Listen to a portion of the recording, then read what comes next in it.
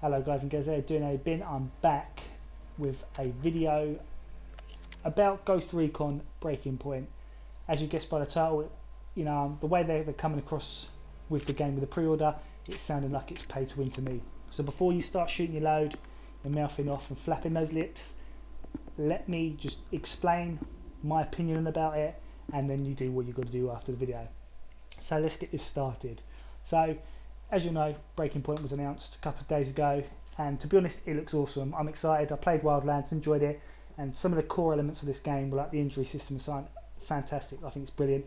It looks good. There will probably be a downgrade. There always is with Ubisoft, but that's no biggie. I'm not fussed about that. So, you know, I don't usually pre-order games, just for the sake of it. Most of the time you get shafted.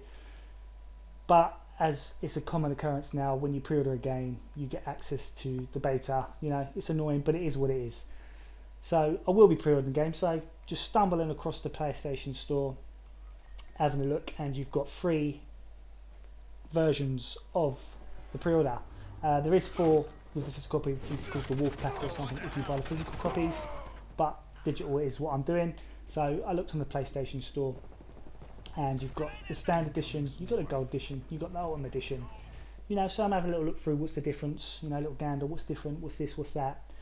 And you know, the standard game is just basically the standard edition, you get the game, that's pretty much it. The gold edition, you get this the standard game, the year 1 pass,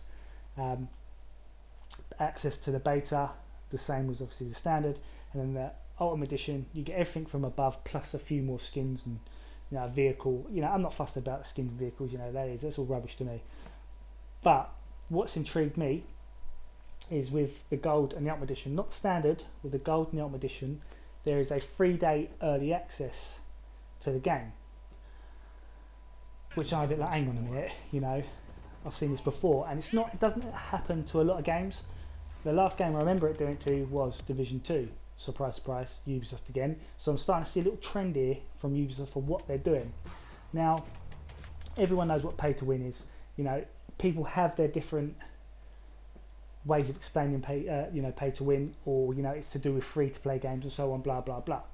But my opinion is a pay to win game is, especially if you're playing you know, a competitive game or a PvP game, which you know Breaking Point has. They've announced that at launch you're getting an edge above your competition.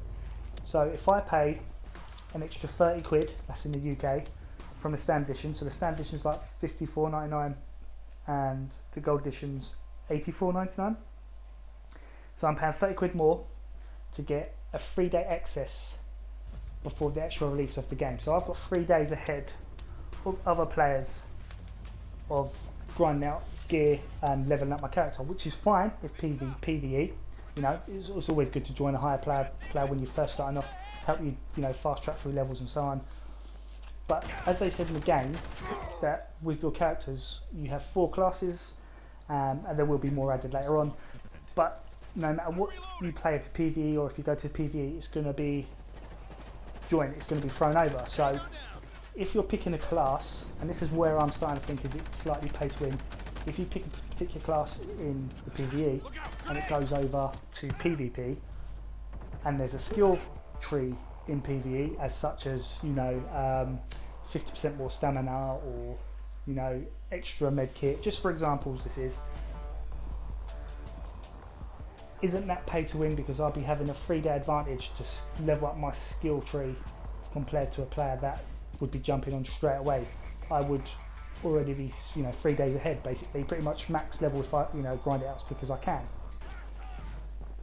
But they've also, has been rumours and going around through the internet, I think it was puregames.com, they had an article on there with a couple of players that had, you know, a chance to play the earlier version of the alpha, and they were mentioning that there's a loot system similar to the Division, but they didn't want it to be like the Division 2, where, you know, enemies drop tier loot and weapons, and you can find tier weapons and loot throughout the map.